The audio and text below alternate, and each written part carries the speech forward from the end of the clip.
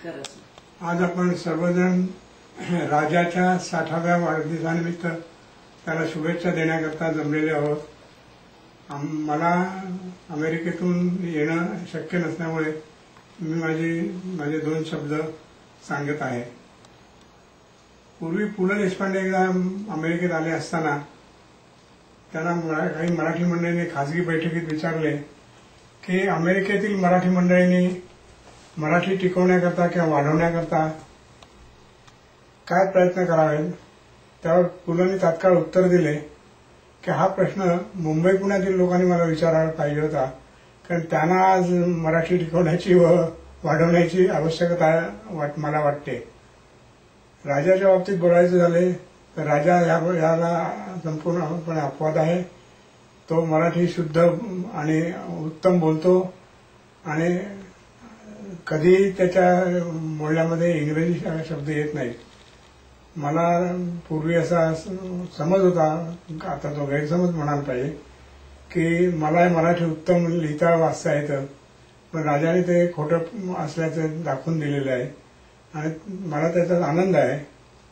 राजाची दुसरी गोष्ट म्हणजे राजा उत्तम छायाचित्रकार फोटोग्राफर म्हणजे छायाचित्रकार आहे आणि त्यांनी काढलेले अनेक फोटो मी पाहिलेले आहेत आणि तुम्हीही पाहिलेले असतील। तो उत्तम फोटोग्राफर असल्याचे त्यावरून निश्चितपणे लक्षात येते। त्याला कुठलेही काम सांगितले की तो व्यवस्थित पूर्ण करूनच तो येईल, किंवा त्याला काही अडचण आल्या तर मध्ये येऊन सांगेल की हे काम व्हायला का उशीर होत आहे।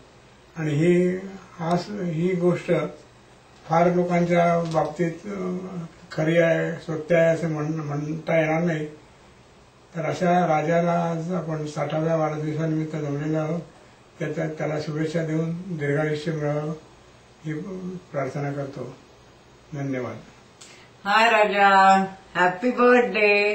आणि मी तुला माहितीये मी कधी गाणं म्हणत नाही, पण तुझ्यासाठी म्हणतेय happy birthday to you, happy birthday to you, happy birthday dear Raja, happy birthday to you. See you in December. Bye.